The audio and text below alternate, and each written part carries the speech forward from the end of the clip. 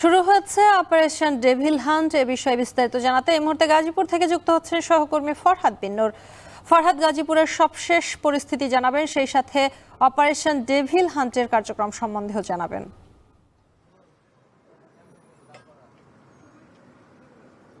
শম্পা, আমরা এই মুহূর্তে গাজীপুরে এখানে শিববাড়ি মোড়ে রয়েছি। এখানে আমরা দেখছি যে সেনাবাহিনী এবং পুলিশ তারা কিন্তু একটি তল্লাশি অভিযান এখানে চালাচ্ছে এবং আমরা দেখছি যে সব ধরনের গাড়িকে এখানে থামানো হচ্ছে এবং সেসব গাড়িতে একরকম তল্লাশি করা হচ্ছে আসলে যে সেখানে কোনো ধরনের নাশকতামূলক কোনো ধরনের অস্ত্র বা অন্য কিছু পাওয়া যাচ্ছে কিনা সেগুলো কিন্তু আমরা দেখছি যে সেনাবাহিনীর এখানে যারা সদস্যরা রয়েছেন, কর্মকর্তারা রয়েছেন, তারা কিন্তু সেই তল্লাশি কার্যক্রমটা এখানে চালাচ্ছে।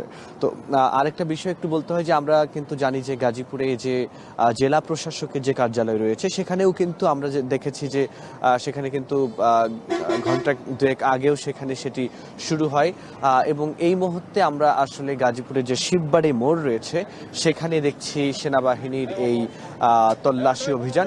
এখানে যে কোনো ধরনের আমরা দেখছি অটোগুলোকে পর্যন্ত ছাড় দেওয়া হচ্ছে না, মোটর সাইকেল এবং বিভিন্ন প্রাইভেট কার, ট্রাক, বাস সবগুলোতেই কিন্তু সেনাবাহিনী এখানে তল্লাশি অভিযান আসলে চালাচ্ছে। এবং একটা বিষয় আসলে বলতেই হয় শম্পা, যে এই যে পরিস্থিতি, অপারেশন ডেভিল হান্ট যে কর্মসূচি সরকারের পক্ষ থেকে দেয়া হয়েছে সেটি কিন্তু তার যে প্রেক্ষাপটটা, এখানে আমরা দেখেছি যে সাবেক মুক্তিযোদ্ধা বিষয়ক যে মন্ত্রী আকমা মোজাম্মেল হোসেনের যে বাড়িতে, তার বাড়িতে সাধারণ যখন সন্ত্রাসী কার্যক্রম হচ্ছিল তখন বৈষম্য বিরোধী ছাত্র আন্দোলনের কিছু শিক্ষার্থী তারা সেটি বন্ধ করতে কিন্তু সেখানে যাচ্ছিলেন বলে আমরা জানি এবং তারপরে বৈষম্য বিরোধী ছাত্র আন্দোলনের শিক্ষার্থীদের উপর অতর্কিত হামলা করা হয়। সেই হামলার ফলে কিন্তু আমরা দেখেছি যে সেখানে অনেকেই আহত হয়েছেন গুরুতর এবং 6 জন যারা ঢাকা মেডিকেল সহ এবং একজনের অবস্থা আসলে গুরুতর। এবং এর পরে কিন্তু আমরা আজকে সারাদিনে যেটা দেখেছি যে এর প্রতিবাদে, শিক্ষার্থীদের উপর হামলার প্রতিবাদে, সন্ত্রাসী হামলার প্রতিবাদে আজকে কিন্তু আমরা গাজীপুরে দেখেছি যে সেখানে বৈষম্য বিরোধী ছাত্র আন্দোলনের নেতৃত্বে সেখানে সড়ক অবরোধ করা হয়েছিল এবং আন্দোলন করা হয়েছিল। আমরা দেখেছি সেখানে হাসনাত আবদুল্লাহ এবং সার্জিস আলম তারাও কিন্তু ছিলেন এবং তারা কিন্তু বিচারের দাবি জানিয়েছেন।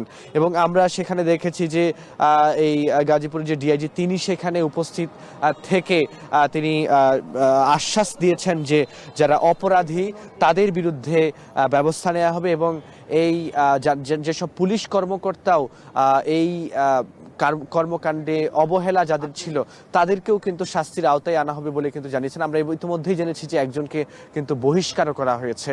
তো এই ছিল আমার কাছে গাজীপুরের শিববাড়ি মোড় থেকে তল্লাশির সবশেষ তথ্য। শম্পা, অপারেশন ডেভিল হান্টের বিস্তারিত গাজীপুর থেকে জানাচ্ছিলেন সহকর্মী ফরহাদ বিন নূর। এবার এ বিষয়ে জানাতে রাজধানীর সায়েন্স ল্যাব থেকে যুক্ত হচ্ছেন সহকর্মী দেলাওয়ার দোলন, চলে যাচ্ছে তার কাছে। দোলন, জানাবেন রাজধানীতে এই মুহূর্তে অপারেশন ডেভিল হান্টের কি কার্যক্রম পরিচালিত হচ্ছে? শম্পা, আমি এরই মধ্যে ঢাকার বেশ কিছু স্থান ঘুরেছি, শাহবাগ, নীলক্ষেত সহ মতিঝিল এলাকা আমি ঘুরেছি। সেখানে আইন শৃঙ্খলা রক্ষাকারী বাহিনী যারা রয়েছেন তাদের সতর্ক অবস্থান আমরা দেখেছি। বিশেষ করে মতিঝিল এলাকায় দেখেছি যে সেনাবাহিনীর গাড়ি টহল দিচ্ছেন।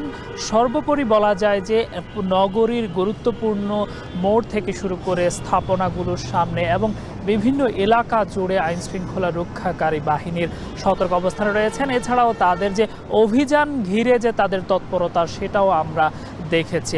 আমরা তাদের সাথে কথা বলার চেষ্টা করছিলাম। তারা বলছেন এই যে অভিযান কিংবা এই যে আজকের এই যে যৌথ অভিযানের কথা বলা হচ্ছে পুলিশ এবং সেনাবাহিনীর মাধ্যমে, তার মধ্য দিয়ে অপরাধীদের বা যারা এই ধরনের বিশৃঙ্খল পরিস্থিতি যেন তৈরি না হয় সেটির সামাল দেওয়ার জন্য আর এমন ব্যবস্থা করা হচ্ছে।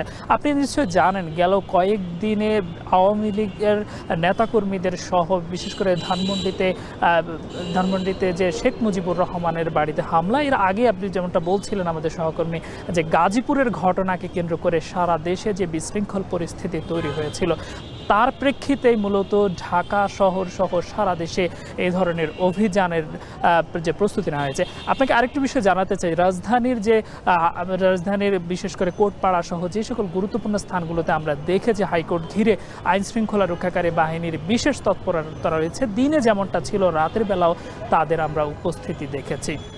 তবে এই যে অভিযান, এটিকে সাধারণ মানুষ এবং সাধারণ যারা রয়েছে নগরবাসী, তারা সাধুবাদ জানিয়েছেন। তারা বলছেন বিশৃঙ্খল পরিস্থিতির মধ্য দিয়ে যে পরিস্থিতি তৈরি হচ্ছে সেটি মূলত কারোরই কাম্য নয়। আর এমন পরিস্থিতি উত্তরণে আইন শৃঙ্খলা রক্ষাকারী বাহিনী যথাযথ ব্যবস্থা নেবেন, সেটাই তাদের প্রত্যাশা। এই ছিল রাজধানীর সায়েন্স ল্যাব থেকে যৌথ বাহিনীর যে অভিযান, তার সবশেষ তথ্য আমার কাছে। শম্পা। অপারেশন ডেভিল হান্ট সম্পর্কে রাজধানীর সায়েন্স ল্যাব থেকে জানাতে যুক্ত ছিলেন সহকর্মী দেলাওয়ার তোলেন। আরএফএল ওয়াটার পাম্পের